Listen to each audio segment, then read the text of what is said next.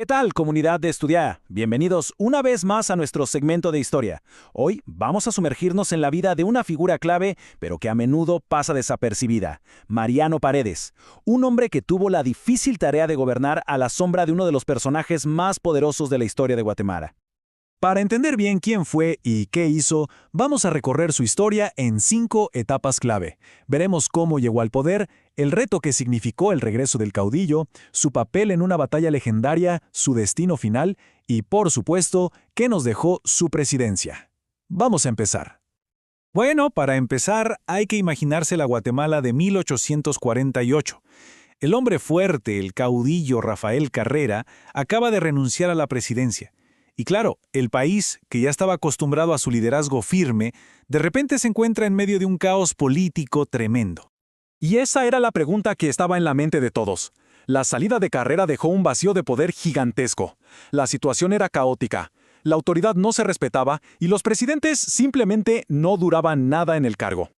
Miren, la inestabilidad era tal que, en menos de un año, el poder cambió de manos varias veces.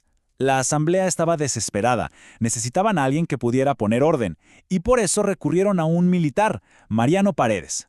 Ojo, no lo nombraron presidente de entrada, sino algo que sonaba mucho más acorde al momento, un jefe de compromiso.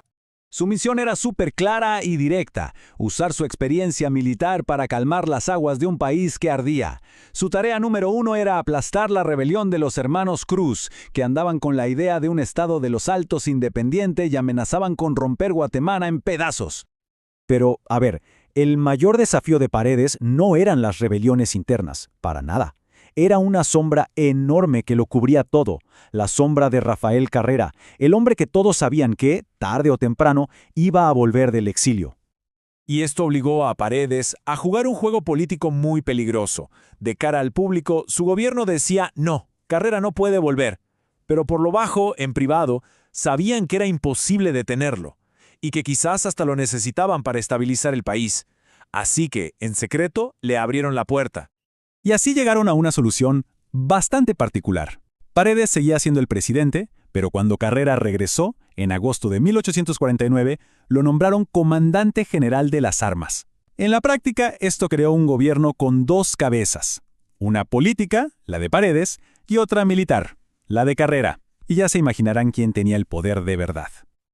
Poco después de su regreso, la tensión explotó de una forma muy personal. Resultó que Carrera, que era famoso por sus líos de faldas, fue atacado por un hombre que lo acusaba de haber seducido a su hija. El atentado fue grave y casi le cuesta la vida. La respuesta a ese ataque fue espantosa. Un ministro del gobierno de Paredes ordenó que el cuerpo del atacante fuera descuartizado y que sus partes se exhibieran en las entradas de la ciudad. Este acto de barbarie le cayó pésimo a la reputación del gobierno, y sus opositores liberales lo usaron como la prueba perfecta de que eran unos salvajes. Y mientras todo este caos pasaba adentro, afuera se estaba cocinando la amenaza más grande para la existencia misma de Guatemala. Los gobiernos liberales de El Salvador y Honduras veían al régimen conservador guatemalteco como su peor enemigo y decidieron que era hora de invadir. Así que aquí tenemos a los dos bandos. Por un lado, Guatemala, con Paredes de presidente en el papel y Carrera como el jefe militar. Y por el otro, una alianza liderada por el presidente salvadoreño Doroteo Vasconcelos. El objetivo de los invasores era clarísimo: acabar con el gobierno conservador de Guatemala. Y no venían jugando, ¿eh? La fuerza invasora era enorme para la época. Estamos hablando de un ejército de 4.500 hombres, bien armados y con el apoyo de 2 países enteros. Y Guatemala apenas llegaba a los 2.000 soldados. O sea, la desventaja numérica era brutal. La supervivencia de la República pendía de un hilo. Y ese hilo era la estrategia de Rafael Carrera. Y es justo aquí donde Carrera se convierte en leyenda. En vez de un choque frontal, hizo algo genial. Fingió que se retiraba. Hizo que el ejército enemigo lo persiguiera hasta un terreno que él ya había escogido, cerca de Chiquimula. Se atrincheró, usó el terreno a su favor, y en el momento justo, ¡pum!, mandó a incendiar los cañaverrales. Atrapó a los invasores en una trampa mortal. El fuego por un lado, sus balas por otro, y el río a sus espaldas. Los resultados son de no creerse. La desproporción es increíble. Guatemala tuvo poco más de 100 bajas. El ejército aliado, en cambio, fue prácticamente aniquilado. Fue una victoria aplastante que definió el futuro de Centroamérica por muchísimos años. Después de la arada ya no quedaba la menor duda de quién mandaba de verdad en Guatemala. La victoria convirtió a Carrera en el héroe, el salvador de la patria. Y Paredes, que entendió perfectamente su papel de figura de transición, supo que su tiempo en la presidencia se había acabado. La transición fue rápida y sin problemas. En octubre de ese mismo año, Paredes renunció. Unas semanas después, la Asamblea nombró a Rafael Carrera como el nuevo presidente. El jefe de compromiso había cumplido su misión a la perfección. Y aquí vemos algo súper interesante de Paredes. En lugar de resentimientos o de conspirar, se mantuvo leal, volvió a su carrera militar y sirvió como un oficial más bajo las órdenes del hombre que lo había reemplazado en la presidencia.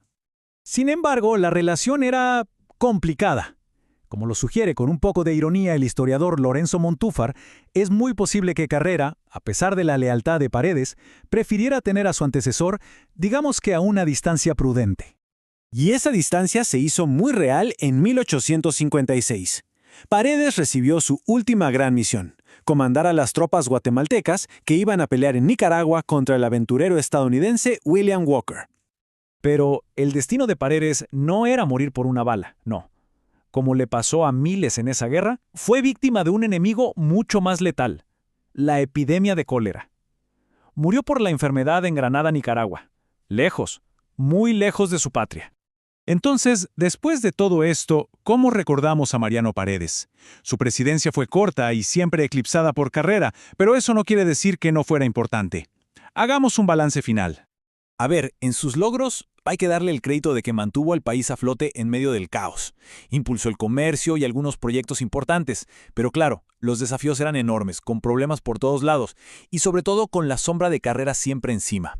Al final, su verdadero legado fue ese, ser el puente, el administrador que guió a Guatemala en la crisis para entregarle el poder una vez más al caudillo.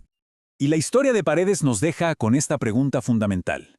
¿Qué hizo Carrera con ese poder casi absoluto que Paredes le sirvió en bandeja?